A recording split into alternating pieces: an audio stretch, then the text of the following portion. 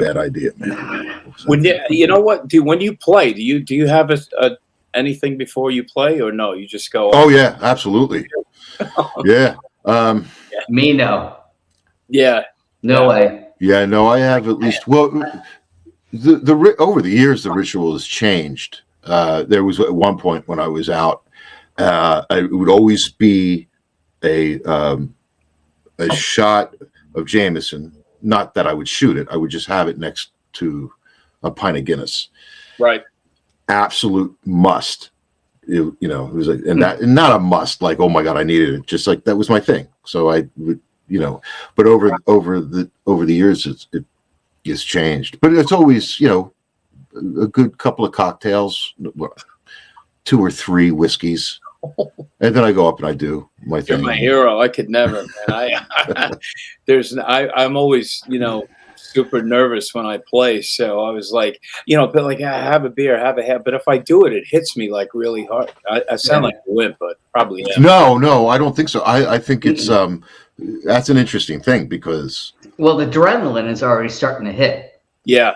All right. And so your blood flow is quicker than it would usually be if we're just sitting at home enjoying our day, right? Yeah. Or evening, whatever. Probably, yeah. Day sounds really bad, like I got a problem. But that's for me. Isn't any hour a happy hour? Yeah. Sorry, I watched the whole trial. I can literally recite all of Johnny Depp's lines from that trial. Yeah. The one that he just went through. Yeah. What a mess.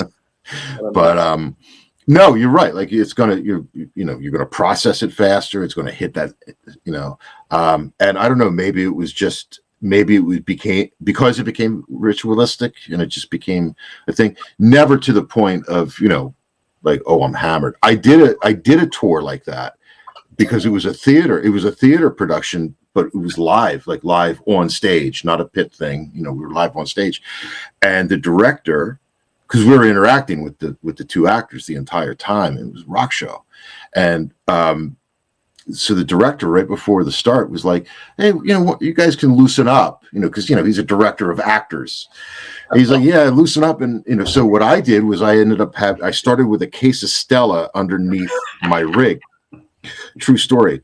There was this scaffolding they had built into the stage set. And there would be this case, because there would be all these monologues that the actor had to do.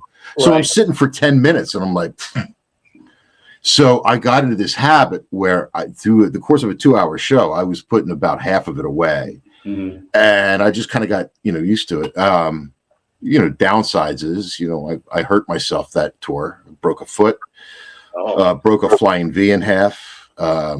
Not from rage or anything like that, just being stupid and, whatever. Yeah. But yeah, so I kind of got into that groove, but then I pulled way back and I was like, I'm not doing that anymore. So, yeah, I'm too I'm too self-conscious about my playing where I'm such a neurotic. Everything's got to be just right. So if I'm not right, I know I'm not going to have a good night. I mean, like I've had a half a beer just to take an edge off if I'm doing like, some of the if I'm doing a national or something, and I know that like the guitar player is like super incredible.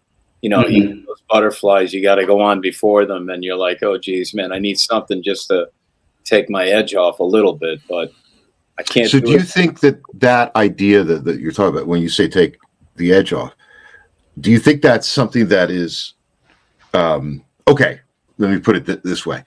Say you didn't have the beer.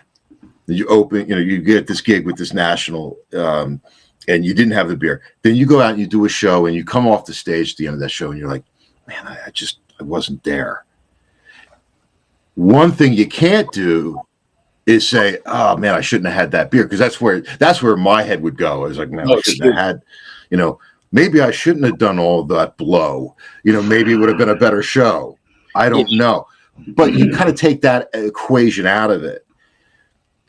The flip side of that is you go out, you have that beer and you go out and you just destroy, like reinvent the sonic world of shred guitar playing, right? And then you're like, well, I'm going to have that every night then. I'll call you when that happens.